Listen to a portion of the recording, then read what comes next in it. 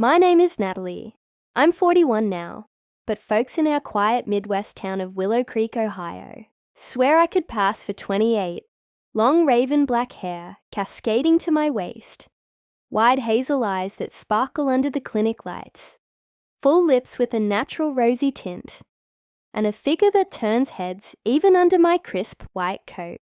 I'm a physician running a modest family practice just outside the cornfields. My voice carries a warm, husky timbre, and when I chuckle softly during consultations, patients say, "Doc, your laugh's got that extra sweetness, like honey on a summer day." That's the first taste of my tale. Sip it slow. It'll warm you. Swallow it whole, and it might choke you. It was a sweltering July morning. I'd just unlocked the clinic, the AC humming lazily against the blistering sun outside. The door creaked open, and in walked David, around 26, broad-shouldered from years hauling lumber at the local mill, a faint stubble framing his jaw, and eyes that held shadows, like he was guarding a storm inside. "Dr. Harper," he said, wincing. "Got this weird stabbing in my lower back. Couldn't sleep a wink." I smiled, gesturing to the exam table. "Have a seat, David. Lift your shirt. Let's see what's going on." I gloved up, his flannel rising to reveal sweat-glistened skin. My fingers traced gently, probing the tension. He held his breath. "Press here?" I asked. "Yeah, right there, Doc." He groaned softly as I applied pressure. "Your muscles are knotted tight. You swing that axe all day at the mill, don't you?" He chuckled. "Guilty. Bending over logs from dawn to dusk. Feels like something's yanking me from the inside." I thought to myself, pulling out the pain, that's my specialty. "Lie down on the table," I instructed. "I'll warm some oil and work it out. It'll chase the ache away." He complied without a word. I uncapped the bottle, the soothing lavender scent filling the room, drizzling the warm liquid along his spine. My palms glided in slow, silky circles, like unraveling a tangled thread. His eyes fluttered shut. "Married yet, David?" I asked casually. "Nah, Ma's on the hunt for a good match." I laughed lightly. "So no one snagged you?" He blushed. "Need someone like you to really hold on." A flutter stirred in me, but I pushed it down. As the massage deepened, my hands ventured lower, pressing just above the waistband. He startled. "Doc, that's a bit low." "The pain spreads. Trust me. Relax." My fingers skimmed the edges of his thighs. His breathing quickened, chest rising faster. More oil, broader strokes. Up, down, in hypnotic loops. "Your touch is magic," he murmured. "The magic's just starting, David." "Flip over," I said. He hesitated, then turned. Our gazes locking. Oil on his abdomen now, fingers circling his navel. Tickles like crazy. Not tickles. Evicting the pain. Hands drifting perilously close to boundaries.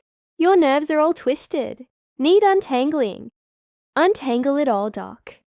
The room echoed only with the fan's whir and our synced breaths.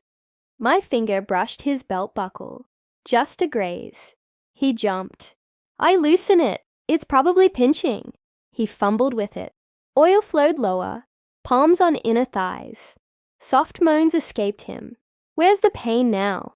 "Doc, it's shifted somewhere else." I smiled. "Show me. I'm your doctor. Seen it all." He shyly adjusted, revealing oil stains. Oil got ahead of itself. My hands aren't done yet.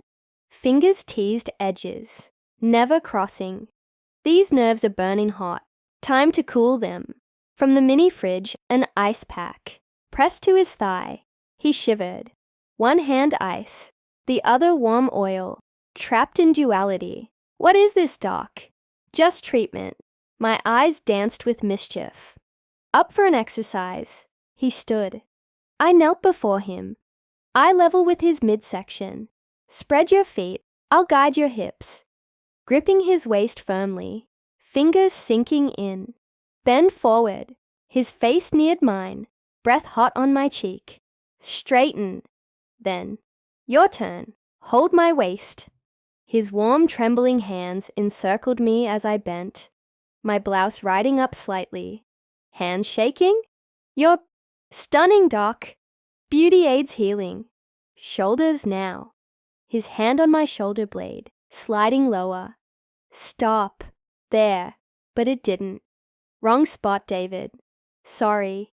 Nerves get confused sometimes. I sat beside him, thighs brushing, prescribing meds, our hands colliding deliberately. Apply this at night. Who will help? Live alone. I'll come by tomorrow, but tell your aunt I'm visiting professionally. Small town gossip. He grinned. Will do. Next evening, his aunt answered the door of their cozy farmhouse. Bless you, Natalie. You're an angel. David in his room. She bustled to make tea. I locked the door. Stripped down. I shed my coat. Tank top and jeans now. Leaning over him, hair brushing his face. Oil again, fingers dancing. Pain's better today. Full course regardless. Oil on chest. Tangling in faint hairs. Heart racing. Your pulse is thundering. You're close. That's why. I'll get closer. Nearly chest to chest when the door rattled. Aunt with tea. I pulled back. Over tea, she asked. Natalie, why no ring yet? Haven't found the right one. David smirked secretly. Nights blurred into routine. Clinic, farm. Touches bolder. One day, your turn to learn massage. I lay prone, his shaky hands on my back. My breaths deepened, hands slipping low. David, that's enough. I flipped, grasping his wrist. You get it. I do, Doc. But my heart won't listen. Rainless storm one evening. Clinic empty. David arrived. Pain's back fierce. New therapy. Electric stimulator pads on his chest. Mild buzz. He jolted. Your turn. I lifted my top. He placed pads. Buzz. I yelped playfully. Kidding. Feels electric. Laughter. Machine off. Faces inches apart. What am I to you, David? Everything. Hands clasped. Lips nearing. Phone buzzed. ER call. Later. He healed physically, but lingered as a friend. Town whispered about the doc's favorite patient. Then, Doc, I want to marry. Who? Bashful. You know, I teased his aunt into arranging. Engagement, wedding date set. On the wedding day, I in white lace, he in tux under the oak arbor. Vows exchanged. He whispered, no pain today, Doc. Lifetime massages now. Laughter, rings, rice. But hold your breath for the 30-second twist. In the mandap's hush, I leaned in, pain-free. He smiled, slipping something into my palm. A USB drive. Watch at home.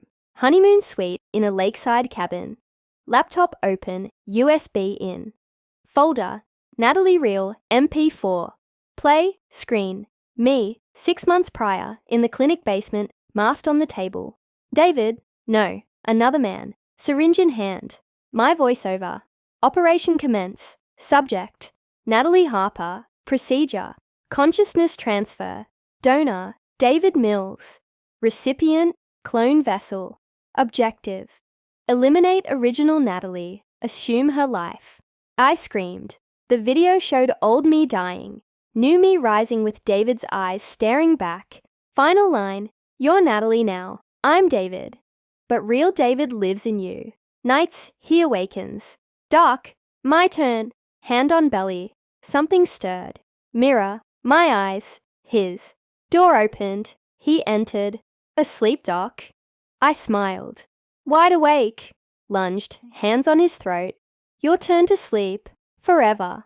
Lights out. Who was Natalie? Who David? Who won? I'm laughing. Because now I'm both. And maybe you. But wait, there's more shadow. Unbeknownst to us, David's mill buddy, Jake, mid-30s, scarred from a work accident I'd treated years ago, had been lurking. He'd lost his wife to a botched surgery elsewhere, blamed doctors like me, and befriended David to infiltrate. Jake hacked the clinic cameras early on, feeding David the tech for the transfer. His revenge for medical arrogance. As I choked, "David!" Jake burst in, revealing he'd swapped the donor mid-procedure. The stirring inside, Jake's consciousness, layered in the chaos. Triple twist. I throttled the wrong vessel. Now, in the mirror, whose eyes gleam? The revenge loop's eternal. Suspense in every breath, emotion in every tear, affair woven through minds and bodies. Real as the heartbeat you feel racing.